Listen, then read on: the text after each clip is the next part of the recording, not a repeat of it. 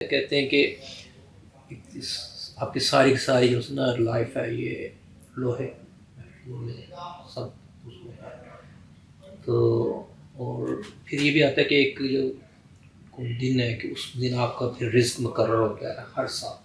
دونوں جو ایک تھوڑا سا ایسے ہی لوگوں نے بنائی ہوئی ہے. اس کا ہے کیا چیز کیسے کچھ بھی نہیں نہیں جو صحیح بات ہے وہ بتائیں. اس طرح کی کوئی بات ہے ہی نہیں قرآن میں نہیں جو باتیں لوہے محفوظ میں جو آپ کا سارا اللہ میں کو پہلے اس جو ہے یہ بات یہ بیان کیا گیا ہے کہ کائنات کا پروردگار یہ دنیا ایسے ہی نہیں چلا رہا. اس کا سارا ریکارڈ اس کے پاس محفوظ ہے. اس کے فرشتے یہ کام کر رہے ہیں. کوئی چیز اس کی نگاہ سے چھپی ہوئی نہیں ہے. ہر چیز کا وہ علم رکھتا ہے. اس کو بیان کیا گیا. یہ تو ایسے ہی بیان کرنا چاہیے.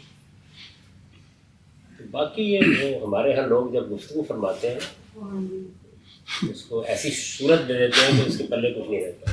لیکن قرآن پاک کو تو لوہے محفوظ میں اس میں بھی یہ بتایا گیا ہے کہ یہ قرآن اوپر سے آتا کیسے ہے. یعنی یہ نہیں ہے کہ جبریل اللہ تعالیٰ کے پاس جا کے بیٹھ جاتے ہیں.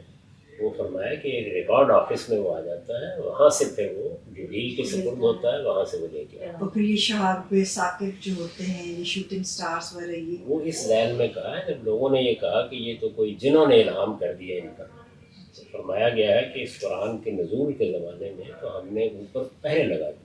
جب فرشتے اس کو لے کے آتے ہیں تو کوئی اگر جن کوشش بھی کرے تو اس پر شہاب ثاقب کی بارش ہوتی ہے.